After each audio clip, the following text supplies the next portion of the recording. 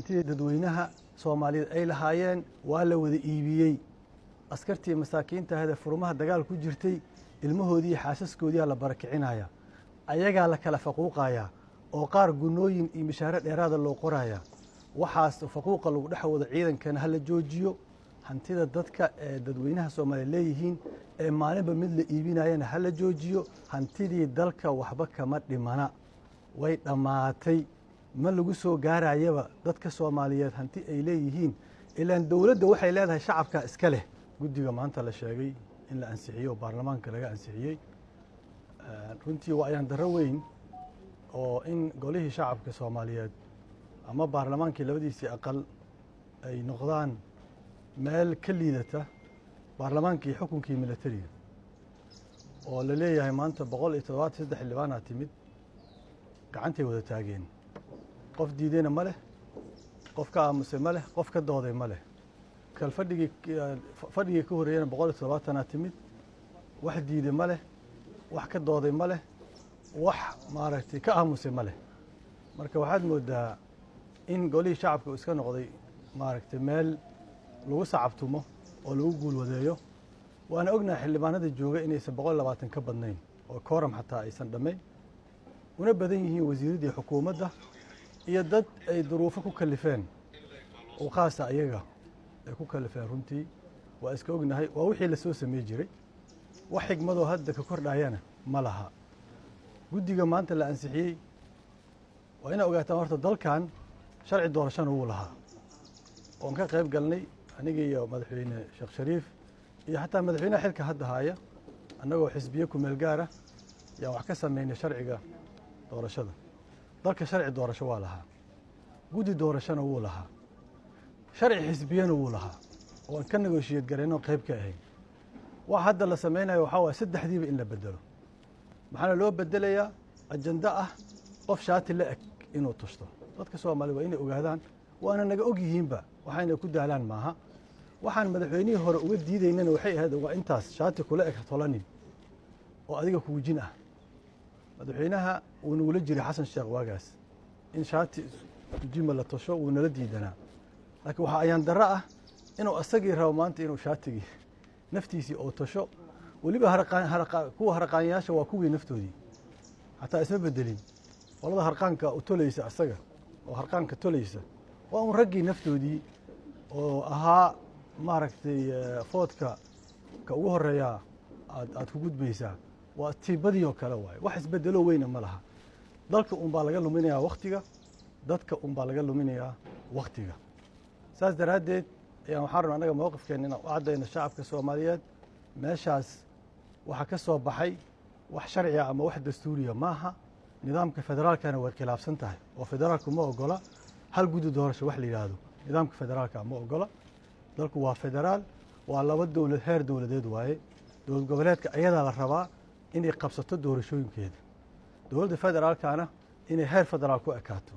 marka nidaamku wuxuu khilaafsan yahay federaalka wuxuu khilaafsan yahay nidaamka parliamentariga ah oo hadda sida loo design gareeyay ama loo dhigay waxa waaye waa system presidential ah oo madaxweyne la dooranayo la leeyahay ayaa lagu qaabeeyay waana wuxuu khilaafsan yahay marka nidaamkii parliamentariga heshiis ku ahayn awood qaybsiga uu khilaafsan yahay in 4 sano mar doorasho la qabto uu khilaafsan yahay waxaan ognahay waxaan dhan waxaan loo sameeynayo hal cibaaro haddaan ku soo koobo waxa waa kelimatu xaqin uriidu biha extension waa kelimad xaq qof iyo cod laakiin extension oo madaxweyne xasha ku doonayo waana wixii wadadii hore lagu soo halimay annaga waan u naseexaynay madaxweynaha anigii madaxweyne Sheekh Shariif iyo rag kale fadhiyaan la yeelanay wixii tala aan sii karno waa siinay gaarigan oo wado dabcan waagii tareena loo bixiyay Soomaaliya meel oo tareen ku socda aniga ma aqaanay dalkeena tareena ma lehe taasaa markii hore qaldaneedba laakiin gaaridan shidaalka meesha uga dhamaanayaan sugeynaa marka uu ka dhamaado madaxweynaha kaligiis arkay inuu saaran yahay asaga isaga degi doono haddana tartiibaa looga degaa qolo meel uga hartaa annaga waa hore aragnay inuu meel ku dhamaanaa jirin marka waa isaga harnay hadda qolo maalin ka degtaa hadda Jubbaland ka degtay hore Puntland uga degtay dad tartiib xildhibaanada qaar ka degayo waa sii socda markuu shidaalka goosto madaxweynaha asagana asaga ka degi doona waxaan diidana inuu waqti naga lumiyo waxa fiicnaa lahayd oon talo ugu jeedinaynaa madaxweynuhu waxaan hortaa la jiriyo waa la heli waayey intaad talada dhexda iska dhigtid doorasho macquul ah oo dalkan duruuftiisa amni dhaqaale siyaasadeed ku jaango-an aan ka wada shaqayno oo tii hore na dhaanta meesha aan hiigsanayno mustaqbalka soomaaliyeed la hiigsanayane istaab lagu sii gaaro u ah aan ka wada shaqayno midda kale oo meesha taalla waxaa waaye madaxweynaha waxaan ku celinaynaa hantida qaranka ee la gadaayo ha la joojiyo hantida qaranka ee la gadaayo ha la joojiyo in wasaarado iyo wakaalado aysan lahayn meelay degan yihiin ay xarumo lahayn hantidii dhulkoo dhan qarankao dhan leeyahay waa laga maarmay sax maaha annaga waxaan u aragnaa inay qiiq isku qaris tahay sharci xisbi iyo sharci doorasho iyo waxaa la leeyahay qof iyo cod iyo inay feeg tahay la rabo indhaha dadka in looga leexiyo boobka ku socda hantida qaranka hantidii dadweynaha soomaaliyeed ay lahaayeen waa la wada iibiyey askartii masaakiinta ahde furmaha dagaal ku jirtay ilmahoodii iyo xaasaskoodiyaa la barakicinaya ayagaa la kala faquuqayaa oo qaar gunooyin iyo mishaare dheeraada loo qorayaa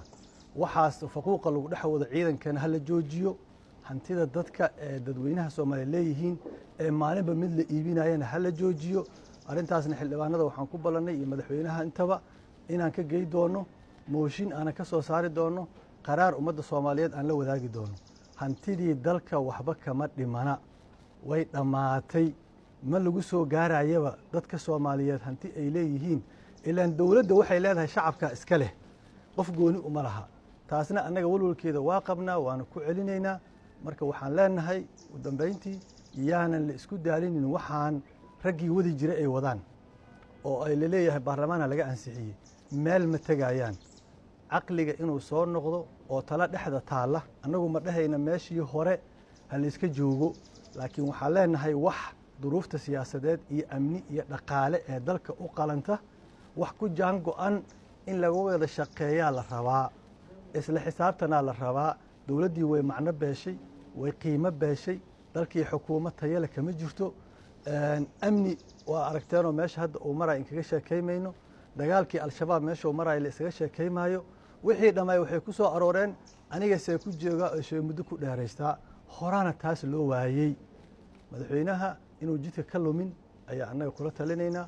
annagana waxaan u taagannahay mar kastaba sideennaba mucaarad sidii shaqadiisa maxaa waaye xukuumadda inuu jaagareeyo oo waxay qaladane dadka soomaaliya la wadaago waxay ka gaabisana ummadda aan u sheegno shaqadeennana annaga waa wadaynaa waana wadi doonnaa horena waa wadi jirnay waa mahadsantihiin